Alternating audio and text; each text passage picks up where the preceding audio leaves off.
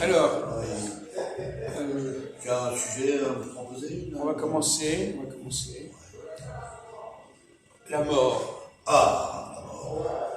Par exemple, est-ce que tu attends des gens, est-ce que tu attends la mort de certaines personnes? Il y a des gens qui attendent la mort. Il y a des gens qui veulent la mort aussi. Peut-être le marque de vivre. Le ras-le-bol de vivre aussi. Qu'est-ce qui peut conduire une personne à pouvoir se donner la mort, par exemple? Il y a des tas de causes. Il y a des tas de raisons. Oui. Les séparations de famille, le fait que peut-être le mari est mort aussi, donc à l'absence, joue aussi un facteur de deuil. Quand on a l'impression qu'on va mourir, qu'est-ce qu'on fait? Comment on considère ça? Comment on s'organise quand on est à la veille de mourir? C'est que le corps va s'arrêter. Non, mais comment on s'organise qu'est-ce qu'on organise dans sa vie? Dans l'ensemble, c'est que les gens prévoient un enterrement. Il y a deux types d'enterrement. Il y a l'enterrement qui est le caveau, c'est-à-dire pour acheter le cercueil. Et puis, on est en dehors de l'enterrement. Ouais. Il y a aussi le crématorium. On est en dehors de l'enterrement et le crématorium. Ouais. Qu'est-ce qu'on prévoit? Ah oui, une autopsie. Non. Qu'est-ce qu'on prévoit pour l'avenir, pour la suite? La succession. La succession, mais quand même. Bien sûr. C'est pas uniquement l'enterrement. Oui, exactement. La succession entre les parents et les enfants. Par exemple, quelqu'un qui dirige une boîte, par exemple, oui. et qui pense qu'il va arrêter, qu'est-ce qu'il fait? Qu'est-ce qu'il va chercher? Un successeur. Un successeur. Bien sûr. Voilà. Ce qui est normal. Et pour ce successeur, il va profiter de certaines choses. Oui. Il va hériter. Ah oui, le successeur va hériter de l'héritage de la personne qui a apporté tous ses biens. Oui. De production, de richesse, peu importe. On va chercher des biens immobiliers, des biens. Ça peut être plusieurs. Mais il peut aussi, qu'est-ce qu'il va laisser derrière lui, finalement? Qu'est-ce qu'il va laisser derrière lui? La succession. Non, mais oui, mais succession, qu'est-ce que ça consiste en quoi une succession? Les biens. Oui, mais les biens, c'est quoi les biens? Les biens, il y a plusieurs choses de biens. Ça peut être des maisons, des propriétés, ça peut être des entreprises, des productions, ça peut être des sociétés, des commerces. Non, mais ça peut être aussi quelque chose de personnel. Ah oui, des biens personnels. Non, pas des biens. Non. Des textes, par exemple. Bien sûr. Un testament, un livre. Oui, des testaments, oui, bien sûr. Voilà, c'est pas uniquement des biens matériels. Non, il y a des rapports administratifs aussi là-dessus, oui, bien sûr. Non, mais tu peux, par exemple, laisser des mémoires, laisser des textes. Bien sûr. Pour la suite. Des écrits. Des écrits. Voilà. Pas uniquement des biens. Bien sûr. Biens. Les biens, c'est une chose. Là. Non, mais d'accord, c'est pas.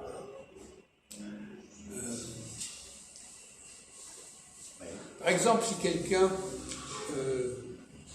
Est-ce qu'il y a des moments où les gens veulent changer de vie? Ils ont assez de ce qu'ils font. C'est pas qu'ils vont mourir, mais ils vont mourir par rapport à une certaine période.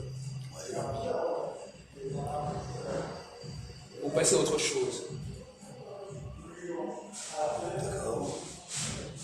Changer de vie, ils auront plus cette vie-là. Le corps s'arrête, tout s'arrête. Non, mais on ne parle pas de ça, de corps s'arrête, on parle de changer de vie. Changer de vie. Tu comprends pas ce que ça veut dire en français, changer de vie? Ça ne veut pas dire mourir. Alors changer de méthode de vie, non? Changer de style, changer d'activité, c'est pas changer de vie au sens de mourir. Oui. Ah, tu peux changer de vie en t'arrêtant de travailler, par exemple, faire autre chose. Oui, c'est ça, par exemple. Faire des occupations qui peuvent t'intéresser, et des activités qui peuvent t'apporter, quoi. Alors ça dépend, est-ce que c'est du loisir, est-ce que c'est... Alors, est-ce que, par exemple, quelqu'un peut avoir quitté un lieu, une entreprise, et vouloir y revenir. Oui. À un moment au bout d'un certain temps, il veut revenir à cette entreprise. Est-ce que ça fait des problèmes, ça? S'il quitte et qu'il a remplacé une personne, qu'il a mis comme un gestionnaire, quoi, un responsable, un occupant pour son entreprise. Alors qu'il a arrêté, il peut s'arrêter, et puis après, Oui. S'il est propriétaire du bien, il peut effectivement reprendre en tant que lui, en tant que personne, il reprendre son activité de sa propre entreprise. Alors, on va avancer sur le sujet. Tu vas parler de l'absence. Qu'est-ce que c'est que l'absence? Quand quelqu'un, par exemple, si tu parles d'une personne qui n'est pas là, Oui. il y a des choses qu'on ne peut pas savoir. Non, c'est exact, bien sûr. L'absence, on ne peut pas dire ce que fait la personne.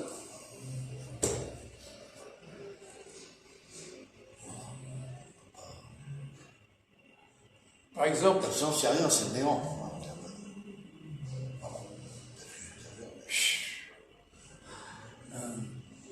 alors, le contraire de l'absence, c'est quoi le contraire de l'absence? C'est d'être présent. Alors, bon, on va parler de l'oral et de l'écrit. L'oral et l'écrit. Alors, qu'est-ce qui est proche de l'absence? L'oral ou l'écrit? L'écrit. Pourquoi? Parce que les gens parlent plus, communiquent plus, dialoguent plus que les écrits. Les écrits, c'est la pensée. C'est autre chose. C'est encore, Non, mais quand tu... oui. on fait travailler son mental avec l'écrit. Et quand on est dans l'oralité, on ne fait pas travailler son mental. Bien sûr que si. Alors, c'est plus commun de dialoguer, de parler que de faire d'écrit. Oui. Ça passe plus en prioritaire. L'oral, c'est-à-dire le parler, tout ça, faire le dialogue, on va dire, que l'écrit. Même si tu vois un texte où on dit il s'est assis, il a commencé à manger. Quand tu le lis par écrit et oralement, quelle est la différence? Ça ne sera pas la même prononciation. Il va prononcer différemment. Il va le prononcer dans le même sens de cette phrase-là, mais ça ne sera pas pareil. Il s'est assis, il a mangé. Si c'est écrit comme ça, je veux dire, bon, cette personne s'est assise, puis il s'est restauré. Je suis mal exprimé.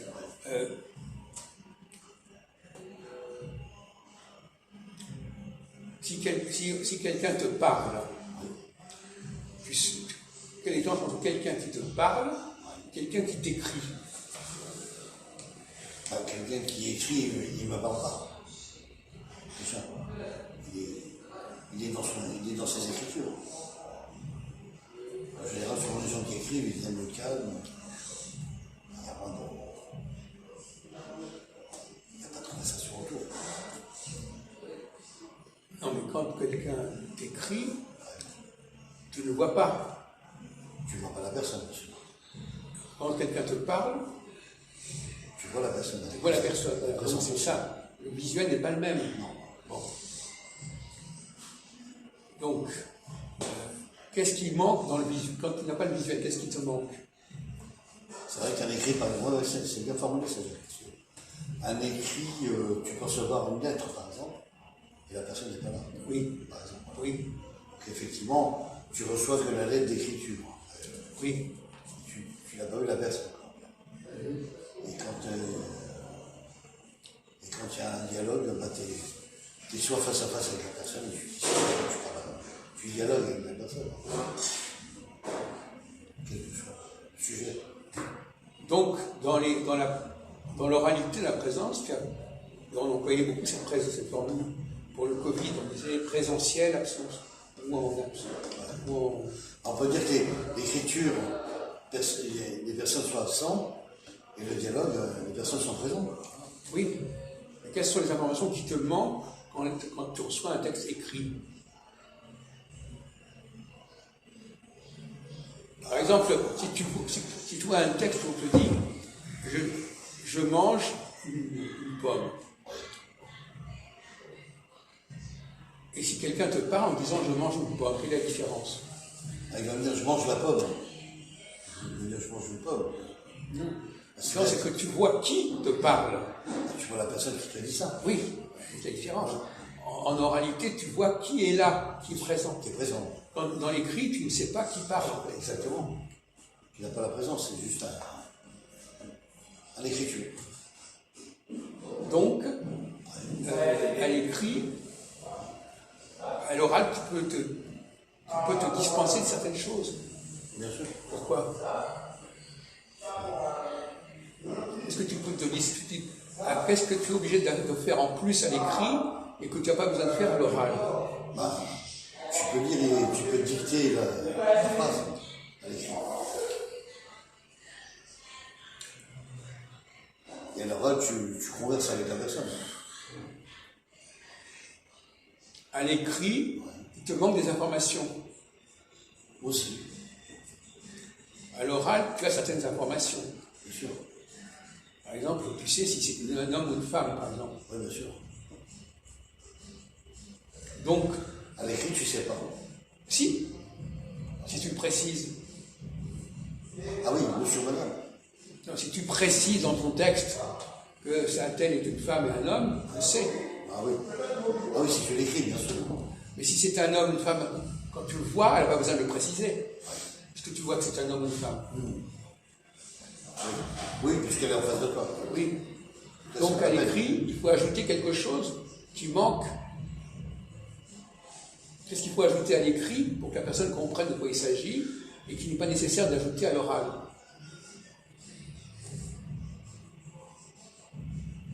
On vient de le dire à l'instant. Ah oui. Sauf si c'est une personne, si c'est un homme. Par exemple, bon. Non, on peut le savoir. Par un nom, un prénom, etc. Jérôme, ou si c'est Madame Valérie, ou si c'est Monsieur Daniel, voilà, etc. Donc à l'écrit, il faut être plus précis qu'à l'oral. C'est ça.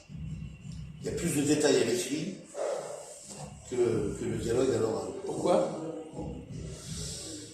Il faudrait que tu précises, là, parce que je ne suis pas sûr que tu aies compris. Là. Pourquoi est-ce qu'il faut plus de précision à l'écrit qu'à l'oral? Parce que c'est pas dit de la même façon de l'écrit à l'oral. Non, mais on vient de le dire. Pourquoi est-ce qu'il faut rajouter des choses à l'écrit et qu'on n'a pas besoin d'ajouter à l'oral? Parce que ça, c'est une présence masculine ou féminine. Si c'est un homme ou une femme, donc ça, tu n'as pas besoin de le préciser à l'oral. À l'oral, non. À l'écrit, tu es obligé de le préciser. Voilà, tu dois le préciser. C'est ça.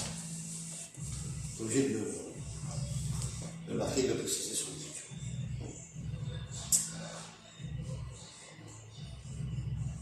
Par exemple,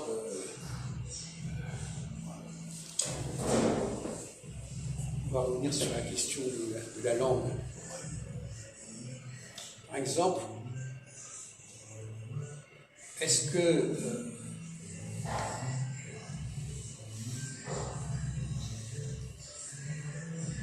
y a une différence entre la façon de parler d'une femme et la façon de parler d'un homme? C'est pas pareil. Non, mais je veux dire, quelle est la différence? Par exemple, tu veux décrire une personne. Quelle différence si tu parles d'un homme et que tu parles d'une femme? Bah oui, il y a une différence entre elle et lui. Oui, mais dans les autres mots, les adjectifs, tout ça. Monsieur, madame. Les adjectifs.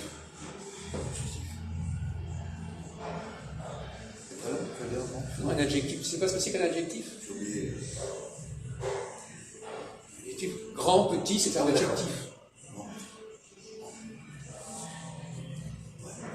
Alors, est-ce que l'adjectif pour une femme, c'est le même que pour un homme? Tu peux me donner un exemple de différence? Un monsieur grand, une madame grande. Oui. Voilà. Oui, mais justement, là, tu viens de prendre un bon exemple. Alors justement, qu'est-ce qui distingue l'adjectif masculin de l'adjectif féminin? Ah, le E et le S. Le E. Non. C'est la prononciation qui change. Oui. C'est une question de E. Le E, c'est d'écrit. On parle de quand tu parles. Quelle est la différence entre quand tu parles d'une femme et d'un homme, quelle est la différence? La différence, c'est que tu ne prononces pas pareil. Justement, tu ne prononces pas pareil. Ouais. Tu as une prononciation qui est différente. Par exemple, humain. Qu'est-ce que les féminins d'humain? Humaine. Quelle est la différence entre humain et humaine? Comme prononciation. Humain et humaine. Oui. Ben, il y a mène, le mot mène qui est en plus de humain. Non, il n'est pas en plus. En plus, enfin, il est prononcé différemment. Oui. Voilà. Donc, quelle est la différence entre la prononciation de humain et la prononciation de humaine? Voilà. Humain, humaine, M. Un et N. C'est ce qui change, je crois. Pardon? Humain, humaine. Non, on va essayer, on va avoir humain, on va prendre l'écrit humain, humaine. Qu'est-ce qui a changé dans les deux cas? Ben, les 3 lettres, humain. Non, on parle du son. Les 3 lettres, il n'y a pas grand-chose qui a changé. Dans humain, humaine, il y a un E en plus. Ça, je te l'ai dit, humain, bah, main et mène. Alors, justement, quelle est la différence entre main et mène? Est-ce que dans main, on entend le N? Non. Ah, mais il faut le dire. Ah oui, tu as raison. Quand tu dis Humain, humaine, ah oui, bravo. on n'entend pas le N. Oui, exact, bravo Jacques, oui, c'est vrai. Quand tu dis humain, Humain, tu n'entends que le N, U-N. Et que tu n'entends pas la prononciation du N. Si, tu l'entends, mais ça se présente sous une forme de 1. Ouais. 1. Par exemple, au féminin, oui, humaine.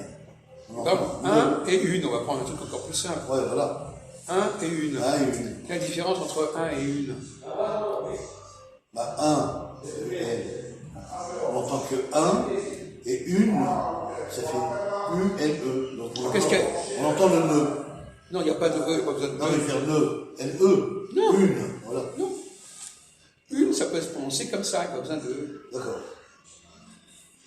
Parce que une, par exemple, le même mot, Oui.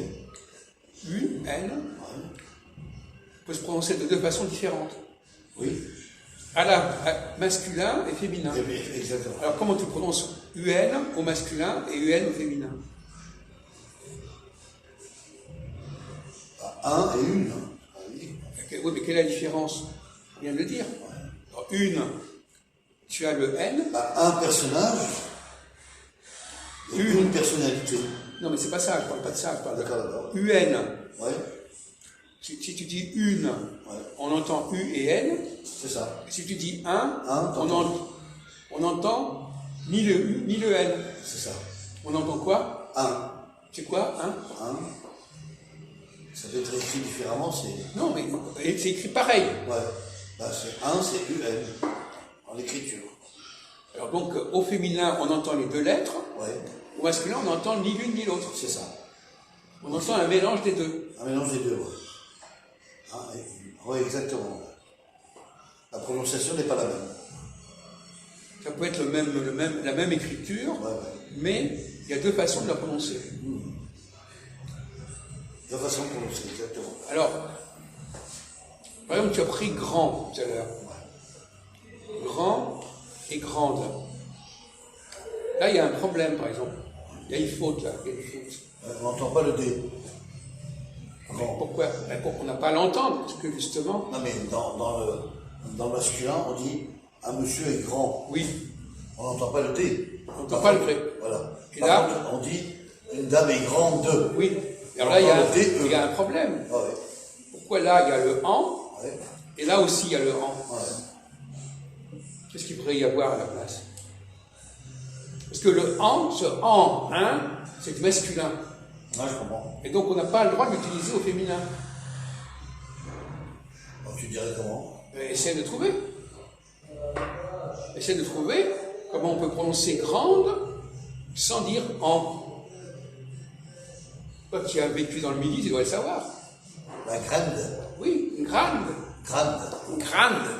C'est ça. Voilà, c'est comme ça qu'il faut prononcer. Voilà. Tu ne dois pas dire une grande femme, tu dois dire une grande femme. Grande femme.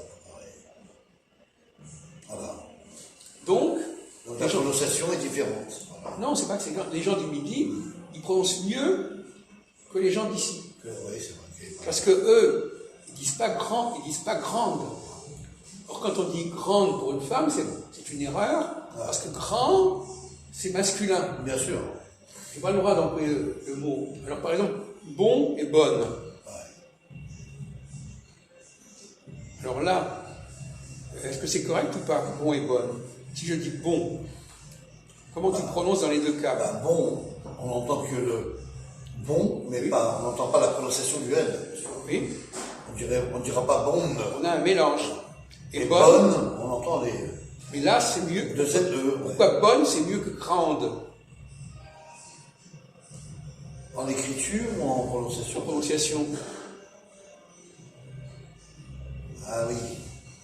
Ah, parce qu'il n'y a pas une autre formule à prononcer que bonne. Non. Parce que Ah, normalement, bonne, Oui. il n'y a pas le on dans bonne. Non. Donc c'est correct. Oui, c'est ça. Parce que ça ne se confond pas avec bon. Alors que grande, ça se confond avec grand. Ouais, on, c'est aussi différent. Tu vois? Bon, bonne, ouais. C'est